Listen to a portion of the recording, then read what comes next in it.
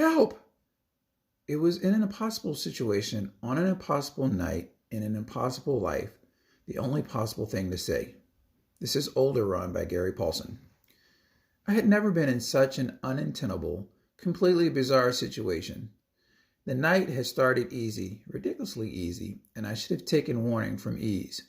Generally, when running dogs and sleds, a good moment or two will be followed by 8 or 9 hours of panic and disaster. It was early on in training Cookie's pups. They were already trained, knew how to run, where to run, when to run, and were having a ball. I was still in that phase of my life when I thought I had some semblance of control over the team. Did not yet understand that the dogs ran the show. All of it. And if I was extremely lucky and didn't hit a tree, I was allowed to hang on the back of the sled and be a spectator. The problem was that my education was coming so slowly that I had fallen behind the dogs. Say a couple of years, and it was becoming very difficult to keep up. This night had begun cleanly, wonderfully. It was midwinter, clear, 15 or 20 below, a full moon, absolutely beautiful. I put Cookie on the front end and took 3 of the seasoned dogs and 6 of the pups, a total of 10 dogs, counting Cookie. Exceeding 7 dogs was risky. More than 7 dogs meant it would be difficult to stop them or control them. In fact, it could not be done unless they wanted to stop. But I knew that, and I loaded the sled heavily with gear and 4 50-pound sacks of dog meat to help me control them. Cookie held the gang line out while I harnessed the rest of them. The pups last because they were so excited. They kept jumping over the gang line and getting tangled. And when I popped the quick release holding the sled to a post near the kennel, we snapped out in good order. That's how I thought of it, almost in a stuffy English manner. Ah, yes, we left the kennel in good order, everything quite, that is to say, quite properly lined up. The weight of the sled did not seem to bother them at all. This, of course, should have been a warning to me, a caution that I had exceeded my limits of ability and understanding. But it was smashing, right? A smashing night. Clear and quite, that is to say, quite beautiful, and I gave them their head, as if any choice.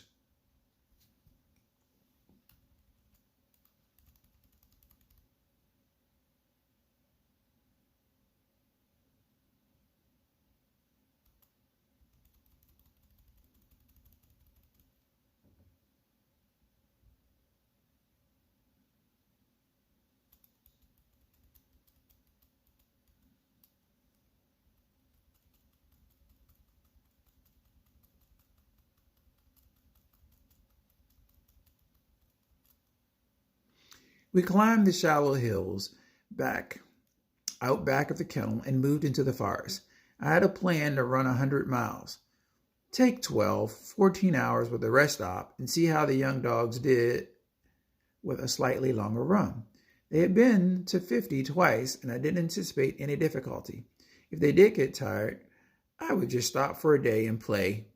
God knows, I was carrying enough extra food.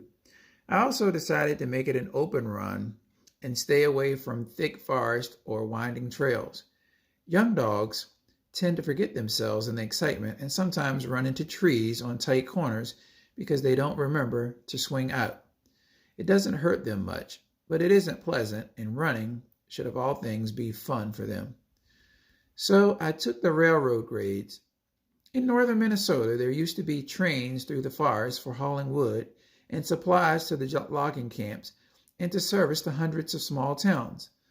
Most of the towns are gone now, and much of the wood is hauled on trucks, but the railroad grades are still there. In a decision so correct it seems impossible the government could have made it, they decided to pull the tracks and ties off of the embankments and maintain them for wilderness trails. In the summer, they used them for bicycles and hikers. In the winter, for skiers and snowmobilers, and now dog sledders. The trails make for classic runs. It's possible to leave the kennel and run a week, hundreds and hundreds of miles without seeing the same country twice. The one problem is the trestles. Minnesota is a land of lakes and rivers, and every 8 or 10 miles, the trains would cross a river. They made wooden trestles for the tracks, and the trestles are still there. They are open, some of them 60 or 70 feet high, and bare wood, although they took the tracks themselves off so it was possible to see down through the ties. Because they were open, they would not hold snow, so the snowmobile clubs covered them with 1-inch treated plywood to close them in and provide a base for the snow. The first few times we crossed one, the dogs hesitated, especially on the higher ones, but I took it easy and the older dogs figured it out and passed confidence to the team, and it worked out all right. We had by this time run the trestles many times, knew where each one was, and the dogs whizzed across when we came to them. Until now. 25 miles into the run, smoking through the moonlight, we came to a trestle over an open rushing river. I had turned my headlight off to let them run in the moonlight, which they preferred, and was thinking ahead, way ahead of a place that we were going to camp to rest the pups. It was one of the most beautiful places I had ever seen. A quiet brook kept open by small warm springs, winding through a stand of elegant spruce and tall Norway pines. It was a place to make you whisper and think of churches, and I liked to stop there and sit by a fire, and I was thinking of how it would be to camp there and be peaceful when the dogs suddenly stopped. Dead in the middle of the trestle. I hit the brake with my right foot and almost killed myself. Some maniac had come and stolen all the plywood from the trestle, and when I jammed the two hardened steel teeth of the brake down, instead of sliding on the plywood surface to a gradual stop, they caught on an open cross tie and stopped the sled instantly. I, however, did not stop. In a manner that would have looked right in an old Mack Sennett comedy, I slammed into the cross handlebar with my stomach, drove all the wind out of my lungs, flew up and over the sled in a cartwheel, hit to the right of the wheel, dogs, bounced once on the iron-hard cross ties of the trestle, ricocheted neatly into space, and dropped 20 feet into a snowbank next to the river, head first, driving in like a falling arrow. All of this occurred so fast that I couldn't mentally keep up with it, and still somehow thought that I must be on the sled when I was upside down in the snowbank. As it was, I hit perfectly. Had I gone a few feet further, I would have landed in the river and probably have drowned or frozen 10 feet sooner, and I would have missed the snowbank and hit bare-packed ice, which would have broken my neck. It was the only place for me to land and not kill myself. But at the moment, I was having trouble feeling gratitude. I pushed my way out of the snow, cleared my eyes. It had happened so fast, I hadn't had time to close them, and they were full of snow. And I peered up at the underside of the trestle where I could look through the ties and see the team still standing there. The dogs balanced precariously, teetering over open space. "Easy," I called up. "Just easy now. Easy, easy, easy." Cookie had hit the trestle without stopping and run out, thinking that that's what I wanted, until the whole team was out on the open ties. What stopped her was the pups. Somehow, the adult dogs had kept up, stepping on ties as fast as possible to keep going, but the young dogs had less experience and had tripped and gone down. Thank heaven they weren't injured, and Cookie stopped when she felt them fall. But the problem was still there. The team was spread along the trestle, each dog on a tie, and it seemed an impossible situation. To swing a dog team around requires a great deal of space. If they are dragged back on top of each other, they get dreadfully tangled and tend to fight, and I couldn't imagine a dog fight at night with 10 dogs on a narrow railroad trestle 20 feet off the ground. An answer did not come to me immediately. I climbed the bank back up onto the trestle. Cookie was frozen out in front of the team, holding them. Her back legs jammed against one cross tie, and her front feet clawed on one in front, and the snow hook had fallen in the impact of the stop, and had set itself in the ties under the sled so that the team was held in place while I decided what to do. I couldn't turn them around. I couldn't drive them over the trestle without injuring dogs, and I can't do anything, I said aloud to Cookie, who was looking back at me, waiting for me to solve the thing. It's impossible. You, her eyes said, got us into this, and you better get us out.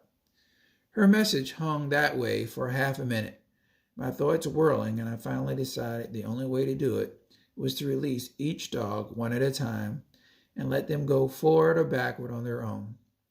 I thought briefly of carrying them out one by one, but I had no extra rope to tie them. It was the last run that I'd ever made without carrying extra rope.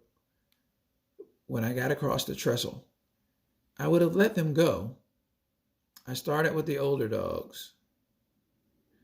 I let them loose and set them on the ties and was amazed to see that each of them went on across the trestle the longer way rather than to turn and go back. They didn't hesitate, but set out, moving carefully from tie to tie until they were across, whereupon they didn't stop, and instead, as I had feared, took off down the railroad grade. They had been here before and knew the way home. I let the young dogs go then, and they were slower and more frightened, especially when they looked down. But as soon as they crossed, they took off as well and vanished in the night as they tried to catch up with the rest of the dogs. Well, I said to Cookie, it's you and me. I let her loose and was amazed to see her take off after the team. We were good friends, had been for years, and I was sure that she would stay with me, but she was gone in an instant. Traitor, I said it with great feeling. The truth is, she could not have pulled the sled anyway. It was too heavy for one dog, but it would have been nice to have company. I worried that they would have trouble, get injured somehow, run out on a highway, and get hit by a car. It was like watching my body leave me. My family and I gathered up the gangline and unhooked the snow hook, and I dragged the sled across the trestle.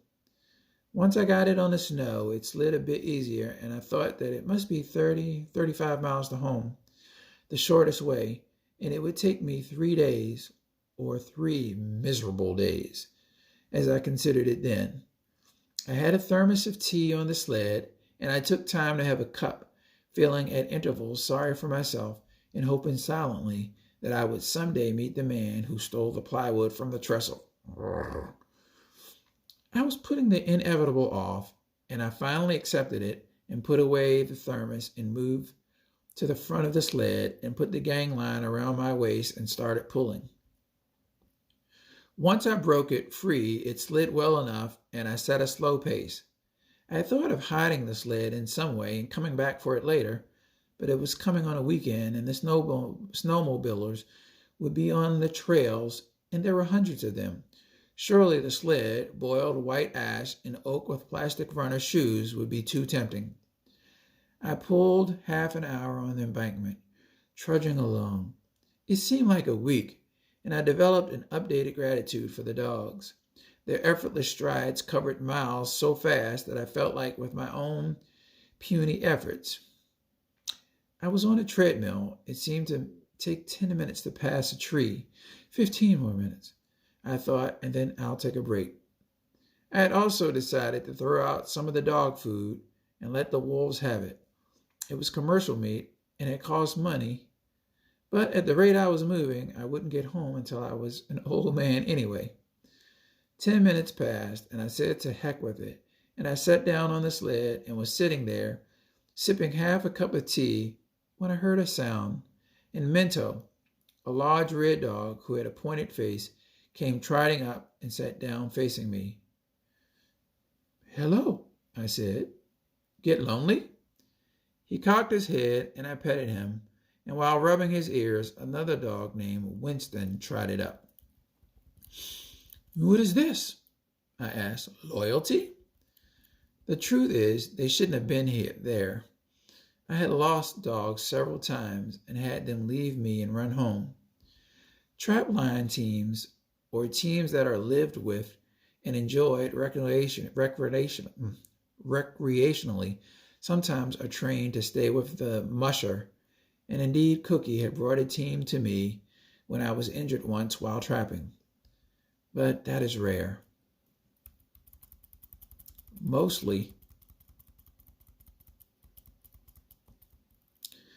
they go home and race teams train for only one thing: to go and never stop. Simply do not come back. These were not trapline dogs, but race dogs, and while I sat marveling at them, 4 more came back, then 1 more, then the last 2 pups, and finally Cookie. I stood and spread out the gang line and hooked up their harnesses, which were still on the dogs, putting Cookie in first and then the rest, and I wanted to say something, and I finally did manage to get "thank you" out. But in truth, I couldn't speak. I had a lump the size of a softball in my throat. I stood on the back of the sled, and they lined out and took off, and I still wondered how it could be. I do not know what happened out there. Although some of the dogs had slight wounds in the end of their ears, clearly made by bites, I did not see, nor could I even guess, what had transpired. I know how it looked. I had been alone. Cookie had run after them, and they had come back. All of them, some bleeding slightly from bitten ears. They all got in harness, and we finished the run in good order, and when I was sitting in the kitchen later, sipping a cup of hot soup and trying to explain it to Ruth, I shook my head. I know it sounds insane, but it looked like Cookie went after them, caught them, and sent them back to me. I've never heard of anything like it. Well, if it looks like a duck and quacks like a duck and walks like a duck, I nodded. I agree, but it's so incredible. I don't know all about that, but I know one thing. What's that? You aren't paying her nearly enough.